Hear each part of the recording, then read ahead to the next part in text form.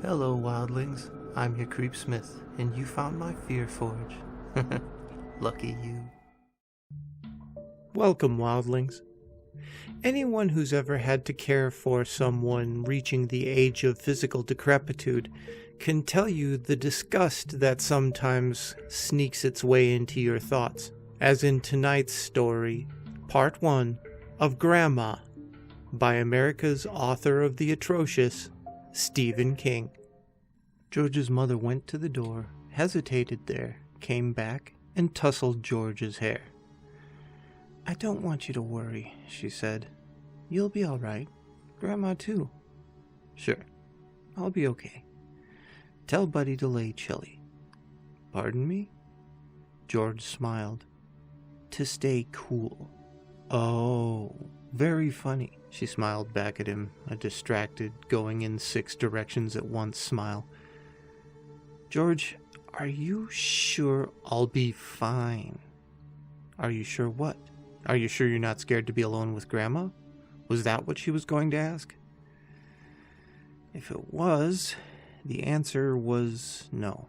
After all, it wasn't like he was 6 anymore when they'd first come to Maine to take care of Grandma, and he'd cried with terror whenever Grandma had held out her heavy arms toward him from her white vinyl chair that always smelled of the poached eggs she ate and the sweet, bland powder George's mom rubbed into her flabby, wrinkled skin. She held out her white elephant arms, waiting for him to come to her, and he hugged to that huge, heavy, old white elephant body. Buddy had gone to her, and had been enfolded in Grandma's blind embrace, and Buddy had come out alive, but Buddy was 2 years older. Now, Buddy had broken his leg, and was at that CMG hospital in Lewiston. "You've got the doctor's number if something should go wrong, but it won't, right?" "Sure," he said, and swallowed something dry in his throat. He smiled. Did the smile look okay? Sure. Sure it did. He wasn't scared of Grandma anymore. After all, he wasn't 6 anymore. Mom was going up to the hospital to see Buddy, and he was just going to stay here and lay chilly. Hang out with Grandma a while. No problem. Mom went to the door again, hesitated, and came back again, smiling that distracted going 6 ways at once smile. "If she wakes up and calls for her tea, I know," George said, seeing how scared and worried she was underneath that distracted smile. She was worried about Buddy. Buddy and his dumb pony league. The coach had called and said Buddy had been hurt in a play at the plate, and the first George had known of it, he was just home from school and sitting at a table eating some cookies and having a glass of Nestle's Quick, was when his mother had given a funny little gasp and said, "Hurt? Buddy? How bad?"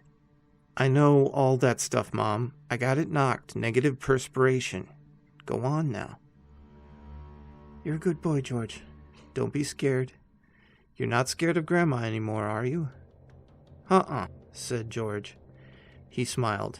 The smile felt pretty good. The smile of a fellow who was laying chilly with negative perspiration on his brow. The smile of a fellow who had it knocked. The smile of a fellow who was most definitely not 6 anymore. He swallowed. It was a great smile, but beyond it, down in the darkness behind his smile, was one very dry throat. It felt as if his throat was lined with mitten wool. "Tell Buddy I'm sorry he broke his leg."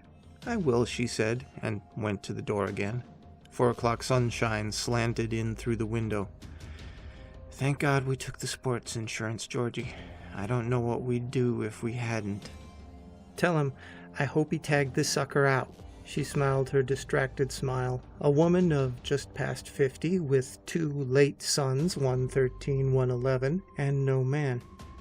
This time she opened the door, and a cool whisper of October came through the sheds. "And remember, Dr. Arndor," "Sure," he said. "You better go, or his leg'll be fixed by the time you get there." "She'll probably sleep the whole time," Mom said. "I love you, Georgie." You're a good son." She closed the door on that. Georgie went to the window and watched her hurry to the old '69 Dodge that burned too much gas and oil, digging the keys from her purse. Now that she was out of the house and didn't know Georgie was looking at her, the distracted smile fell away and she only looked distracted and sick with worry about Buddy. George felt bad for her. He didn't waste any similar feelings on Buddy, who liked to get him down and sit on top of him with a knee on each of George's shoulders and tap a spoon in the middle of George's forehead until he just about went crazy. Buddy called it the spoon torture of the heathen Chinese and laughed like a madman, and sometimes went on doing it until George cried. Buddy, who sometimes gave him an Indian rope burn so hard that little drops of blood would appear on George's forearm, sitting on top of the pores like dew on blades of grass at dawn. Buddy, who had listened so sympathetically when George had one night whispered in the dark of their bedroom that he liked Heather McArdle, and who the next morning ran across the schoolyard screaming, "George and Heather up in a tree, Kissing. First comes love, then comes marriage. Here comes Heather with a baby carriage," like a runaway fire engine. Broken legs did not keep older brothers like Buddy down long, but George was rather looking forward to the quiet as long as this one did. "Let's see you give me the spoon torture of the heathen Chinese with your leg in a cast, Buddy." "Sure, kid. Every day." The Dodge backed out of the driveway and paused while his mother looked both ways. Although nothing would be coming, nothing ever was, his mother would have a 2-mile ride over washboards and ruts before she even got to Tar, and from there it was 19 miles to Lewiston. She backed all the way out and drove away. For a moment the dust hung in the bright October afternoon air, and then it began to settle. Now he was alone in the house, with Grandma. He swallowed. "Hey, negative perspiration. Just lay chilly, right?" "Right," Georgie said in a low voice and walked across the small sun-washed kitchen. He was a tow-headed, good-looking boy with a spray of freckles across his nose and cheeks and a look of good humor in his darkish gray eyes. Buddy's accident had occurred while he'd been playing in the Pony League Championship game this October 5th. George's Pee Wee League team, the Tigers, had been knocked out of their tournament on the first day 2 Sundays ago. "What a bunch of babies," Buddy had exulted as George walked tearfully off the field. "What a bunch of pussies!" And now Buddy had broken his leg. If Mom wasn't so worried and scared, George would have almost been happy.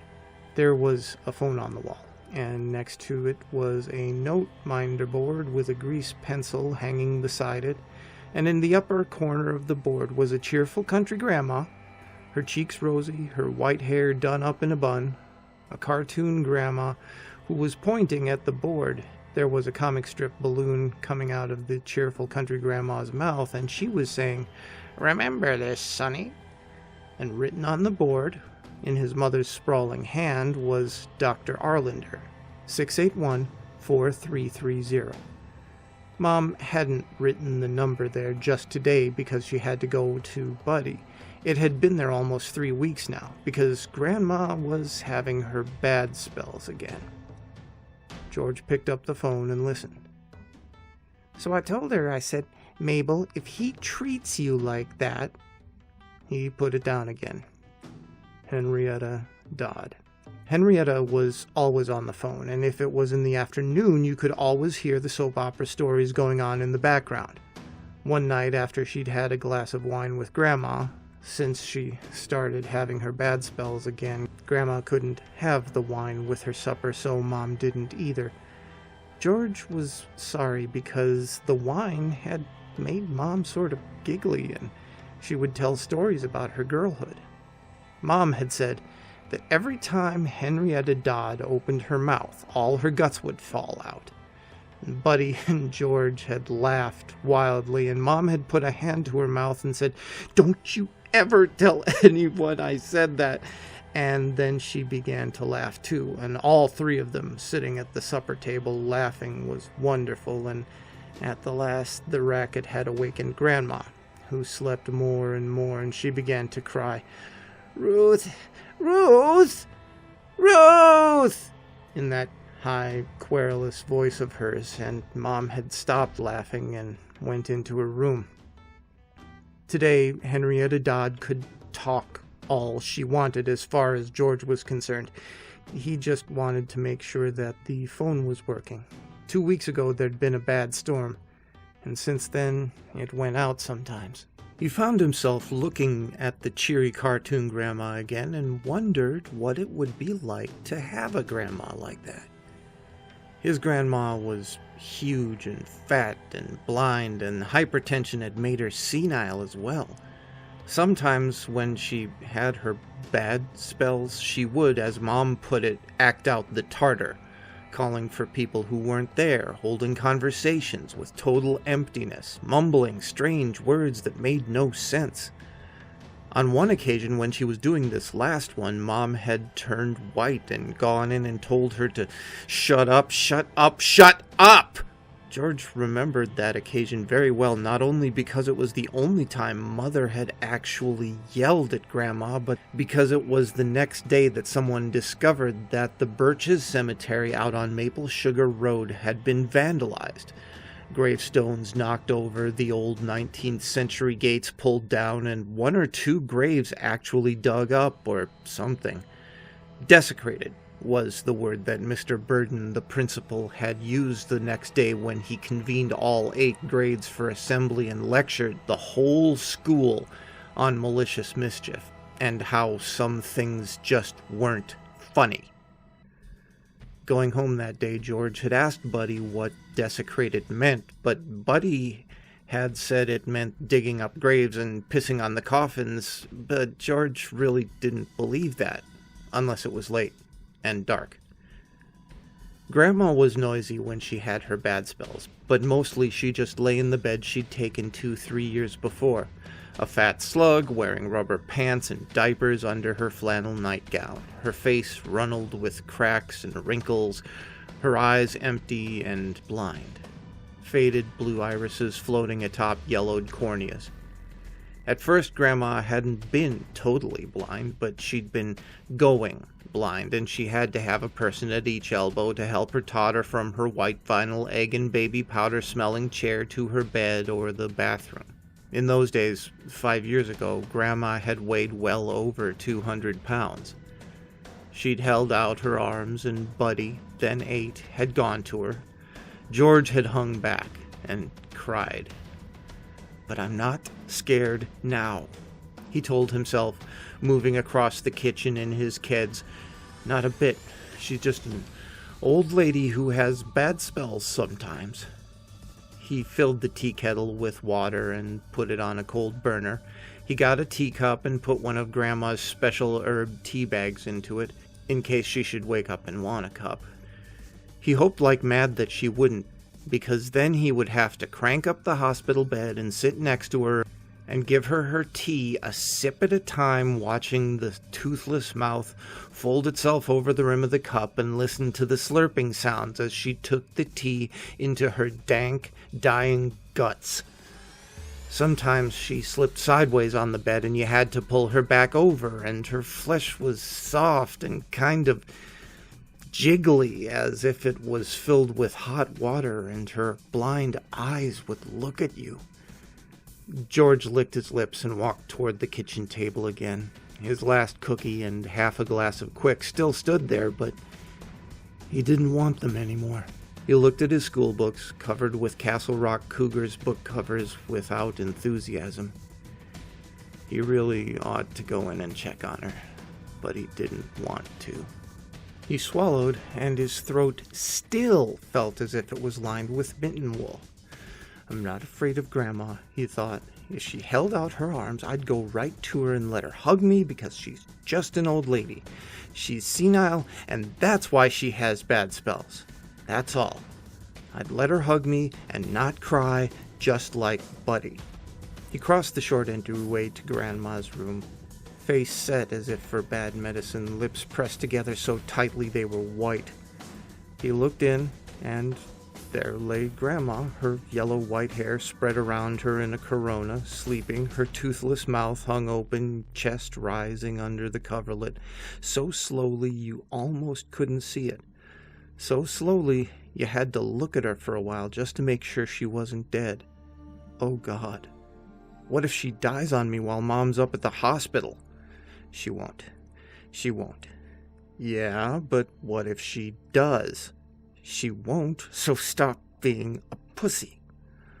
One of Grandma's yellow, melted-looking hands moved slowly on the coverlet. Her long nails dragging across the sheet made a minute scratching sound. George drew back quickly, his heart pounding. Cool as a moose, numbhead, see? Laying chilly. He went back into the kitchen to see if his mother had been gone only an hour or perhaps an hour and a half. If the latter, he could reasonably start waiting for her to come back. He looked at the clock and was astounded to see that not even 20 minutes had passed. Mom wouldn't even be into the city, let alone on her way back out of it. He stood still, listening to the silence. Faintly, he could hear the hum of the refrigerator and the electric clock, the snuffle of the afternoon breeze around the corners of the little house, and then, at the very edge of audibility, the faint, rasping susurrus of skin over cloth, Grandma's wrinkled, tallowy hand moving on the coverlet. He prayed in a single gust of mental breath. Please God, don't let her wake up until Mom gets home, for Jesus' sake, amen. He sat down and finished his cookie, drank his quick. He thought of turning on the TV and watching something, but he was afraid the sound would wake up Grandma and that high, querulous, not-to-be-denied voice would begin calling, "Ruth! Ruth! Bring me my tea! Tea, Ruth!"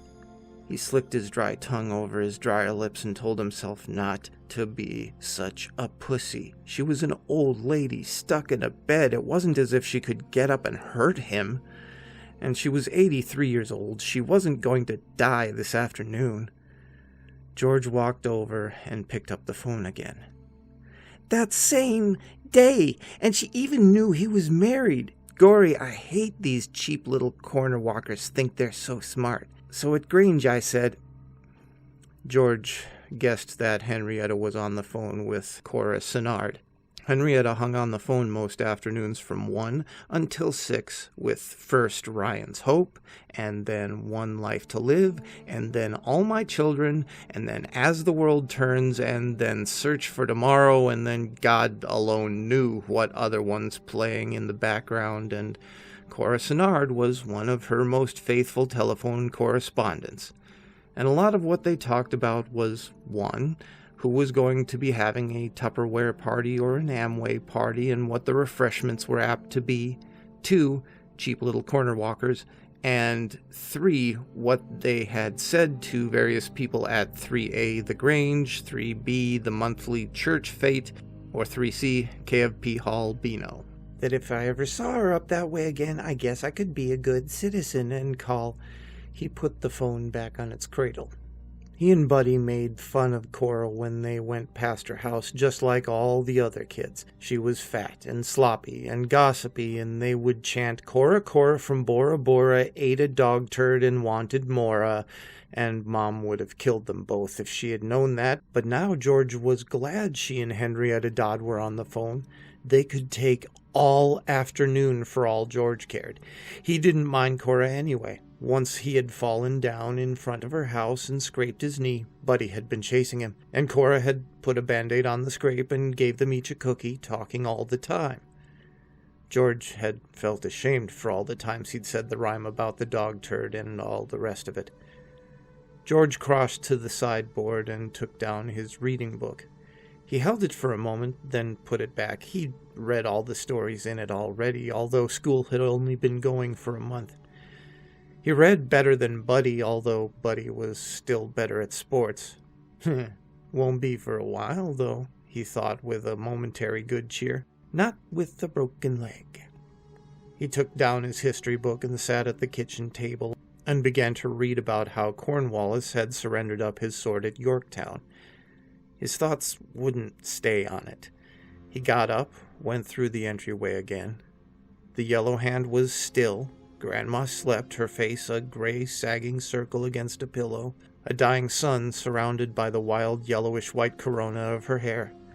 To George, she didn't look anything like people who were old and getting ready to die were supposed to look. She didn't look peaceful like a sunset. She looked crazy and dangerous. Yes, okay, and dangerous, like an ancient she-bear that might have one more good swipe left in her claws. George remembered well enough how they had come to Castle Rock to take care of Grandma when Grandpa died. Until then, Mom had been working in the Stratford laundry in Stratford, Connecticut. Grandpa was 3 or 4 years younger than Grandma, a carpenter by trade, and he had worked right up until the day of his death. It had been a heart attack. Even then, Grandma had been getting senile, having her bad spells. She'd always been a trial to her family, Grandma had. She was a volcanic woman who had taught school for 15 years.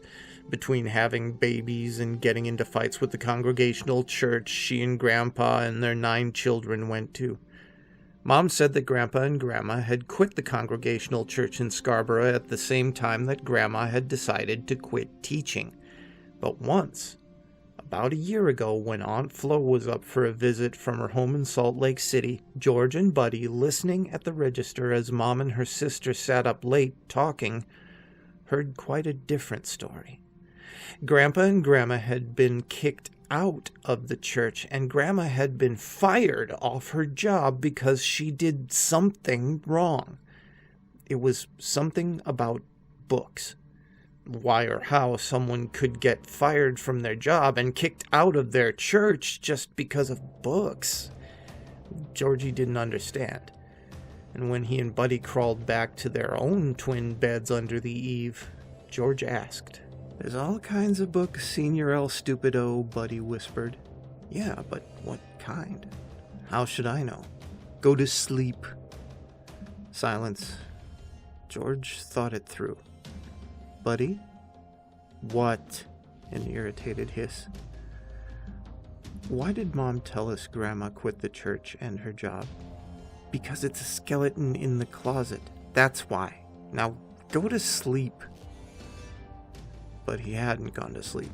Not for a long time. His eyes kept straying to the closet door dimly outlined in the moonlight, and he kept wondering what he would do if the door swung open, revealing a skeleton inside. All grinning tombstone teeth and cistern eye sockets and parrot cage ribs, white moonlight skating delirious and almost blue on whiter bone. Would he scream? What had Buddy meant, a skeleton in the closet? What did skeletons have to do with books? At last he had slipped into sleep without even knowing it. And he had dreamed he was 6 again, and Grandma was holding out her arms, and her blind eyes were searching for him. Grandma's reedy, querulous voice was saying, "Where's the little one, Ruth? Why's he crying? I only want to put him in the closet with the skeleton." George had puzzled over these matters long, and finally, about a month after Aunt Flo had departed, he went to his mother and he told her he had heard her and Aunt Flo talking. He knew what a skeleton in the closet meant by then because he had asked Mrs. Redenbacher at school. She said it meant having a scandal in the family, and a scandal was something that made people talk a lot. "Like Cora Sinnard talks a lot?" George had asked, and Mrs. Redenbacher's face had worked strangely and her lips had quivered, and she had said, "That's not nice, George, but, yes, something like that." "Yes, I know. This one takes a little bit to get going. And yes, there are skeletons in the closet. But Grandma has some other issues besides temperament and employment. We'll get into that in the next installment. Stay scary, my wildlings. Lay chilly." and make the most of your nights.